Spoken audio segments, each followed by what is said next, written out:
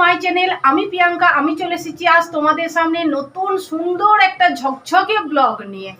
আর এখন দেখো এরকমভাবে একটা শাড়ি পরে নিয়েছি আর সেজে গুজে একদম রেডি হয়ে গেছি। আমি শুধু একা রেডি হইনি, এখানে দেখো সোনামাও রেডি হয়ে গেছে। খুব সুন্দর পিঙ্ক কালারের একটা কুর্তি পরে নিয়েছে। আর আজকে এখন আমরা সেজেগুজে যখন নিয়েছি তাহলে কোথায় বেরোবো ভাবছো তো? হ্যাঁ, তোমাদের তো আমি অবশ্যই বলবো, কারণ তোমাদের সঙ্গে সমস্ত কথা শেয়ার না করলে আমার একদম ভালো লাগে না। আর হ্যাঁ, চলো তোমাদের আমি বলি এখন আমি তাহলে কোথায় বেরোবো।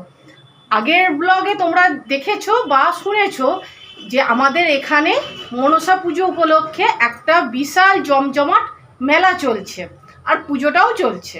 তা সকালবেলা যেমন আমি একা আমার বাড়ির মঙ্গল কামনায় বা আমাদের বাড়িতে যে যে সদস্যরা রয়েছে তার মঙ্গল কামনায় আমি যেমন পুজো দিয়ে এলাম মনসাতলায় মনসা পুজো, ঠিক সেই রকম বিকেলবেলা প্রত্যেকটা গ্রাম, মানে এখানে অনেক কটা 6-7টা গ্রাম মিলে এখানে হয় মনসা পুজোটা।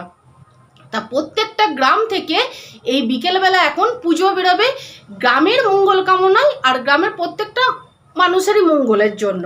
তা সেটা ক্লাব থেকে মানে পুজোর ব্যাপারটা ঠিক করে দেয়। সবাইকার বাড়িতে চাঁদা তুলে, ধরুন মানে চাঁদা তোলার একটা ব্যাপার আছে, চাঁদা তুলে টাকা যে যার মতন করে টাকা দিয়ে সেই পুজোটা দেওয়ার একটা ব্যাপার থাকে। তাহলে চলুন আপনাদের আমি দেখাই যে আমাদের এখানে কীরকমভাবে প্রত্যেকটা গ্রাম থেকে পুজো বেরোয়। আর এই পুজো বেরোনোর ব্যাপারটা না অসাধারণ সৌন্দর্য একটা ঐতিহ্য বহন করে, যেটা না দেখলে আপনি মিস করবেন। আর এটা দেখার জন্য কত ভিড় হয়। তাহলে চলুন।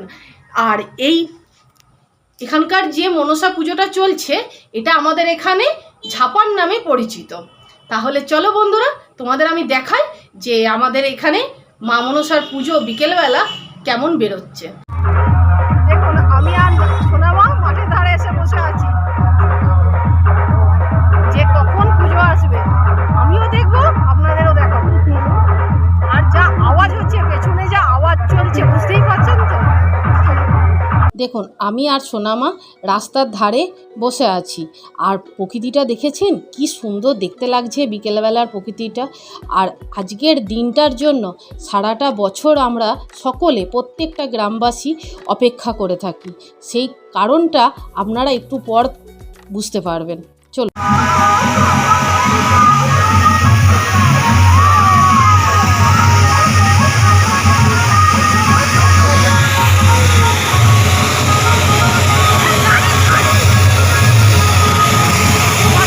জাতি ধর্ম নির্বিশেষে ছোট বড় সবাই মিলে সমস্ত ঝগড়া বিবাদ ভুলে গিয়ে আজকের দিনটাতে সবাই মিলে আনন্দ করা হয় আর সবাইকার মতন করে আনন্দ করে। আর এটা দেখে এত ভালো লাগে যে এর মধ্যে কোনো হিংসা বিবাদ ঝগড়া দুঃখ মান অভিমান কিচ্ছু নেই। সবাই সবাইকার মতন করে আনন্দ করছে আর সবাই সবাইকার সঙ্গে খুব ভালোভাবে মিলেমিশে রয়েছে। আর দেখুন কথা বলতে বলতে চলে এসেছে সামনে দিয়ে ঝোড়োবাটির পুজো যাচ্ছে। আর দেখুন দুটো মই সাজানো হয়েছে আর মই দুটো কি অপরূপ সুন্দরভাবে সাজিয়েছে দেখেছেন, দারুণ সুন্দর দেখতে লাগছে, দারুণ। আর এই দেখুন দেখতে দেখতে আবার বাজনাও যাচ্ছে তার সঙ্গে। এই বাজনার তালে তালে সবাই নাচ গান করছে আর সবাই খুব সুন্দর খুব ভালোভাবে আনন্দ করছে। এত দেখে ভালো লাগছে না কি বলবো।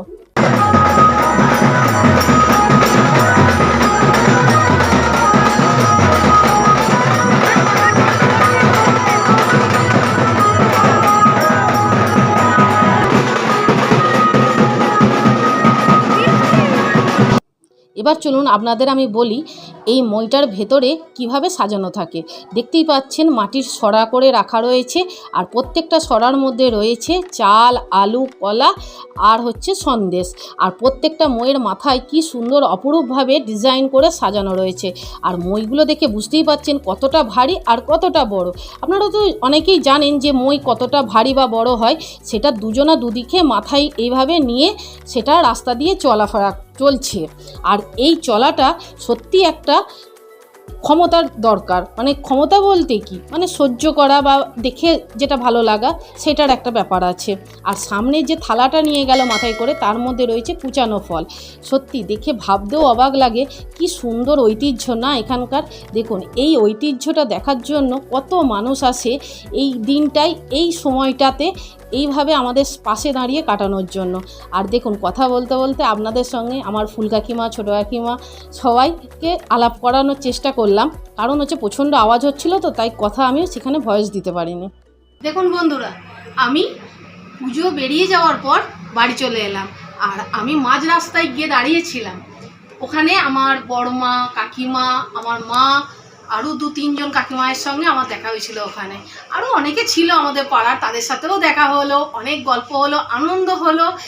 সবাইকার সঙ্গে আনন্দ করে মজা করে ঠাকুরের মানে পুজোর জন্য পুজো বেরিয়ে যাওয়ার পর তারপর টুকটুক করতে করতে বাড়ি চলে এলাম।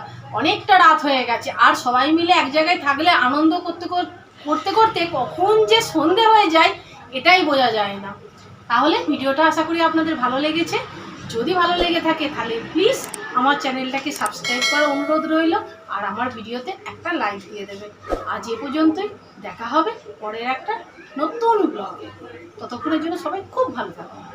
টাটা।